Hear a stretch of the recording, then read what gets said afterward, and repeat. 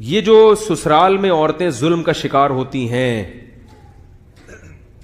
بعض جگہوں پر، تو یہ قانون سازی ہونی چاہیے کہ ایسی عورتوں کے لیے مرد پر لازم ہو کہ وہ اس کو گھر، بولو بھائی، یہ عورت کا بنیادی حق ہے۔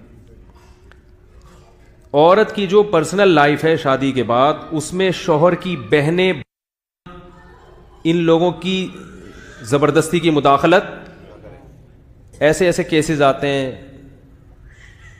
سسر صاحب بغیر اطلاع کے کمرے میں گھس آتے ہیں کہ بھئی میں تو باپ ہوں اور یہ میری بیٹیوں کی طرف، پرائیویسی بھی تو کوئی چیز ہوتی ہے نا۔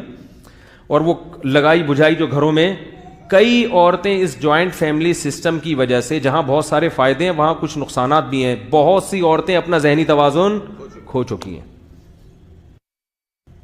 نہیں آ رہی بات؟ بعض دفعہ مرد کو نا اللہ نے، جو غیرت مند مرد ہے اس کو بڑا ظرف دیا ہوتا ہے اللہ نے، وہ بڑی بڑی خامیاں بیوی کی برداشت کر لیتا ہے، یہ سوچ کے کہ یار چلو زندگی کو گزارنا ہے۔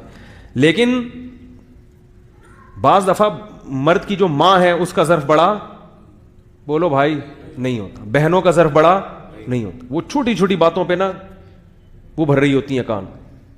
حضرت حکیم الامہ مولانا اشرف علی تھانوی رحمہ اللہ تعالی نے بہت جگہ یہ بات لکھی ہے، فرمایا کہ گھر میں عزت اور محبت چاہتے ہو تمیز سے، تو بیوی کے لیے الگ گھر کا انتظام پہلے کرو، شادی بعد میں کرو۔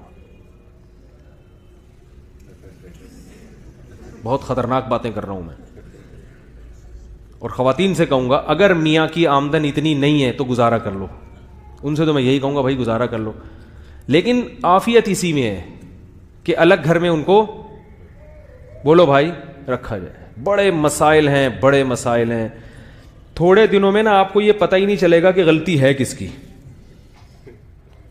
پتہ ہی نہیں چلتا کہ اماں کی غلطی ہے، بہنوں کی غلطی ہے، یا بیگم کی غلطی ہے، تو پاگل ہو جاؤ گے، تھوڑے سر کے بال بالکل۔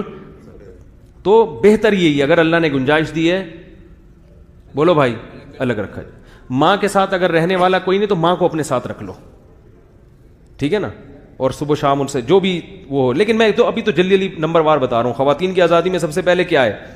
جو ایک ظلم ہوتا ہے سسرال میں، اکثر تو نہیں کہہ سکتے، بہت ساری جگہوں پر ہوتا ہے، اس ظلم سے نجات کا طریقہ کیا ہے؟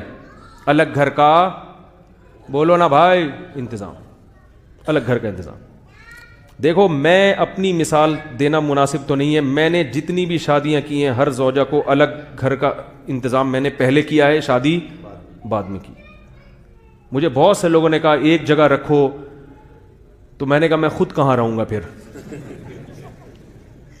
ایک جگہ اگر میں سب کو رکھوں گا تو یا تو میں ہیلمٹ پہن کے گھر آیا کروں یا گھر آنا ہی چھوڑ دوں، ٹھیک ہے؟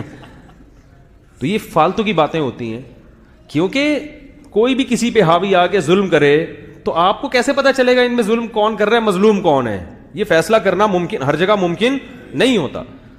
تو بہنوں سے تو الگ ہی رکھنا ہے، زیادہ ہے تو کون ہے؟ ماں ہونی چاہیے، بہت زیادہ ہو گیا تو کیا؟ ماں ہونی چاہیے۔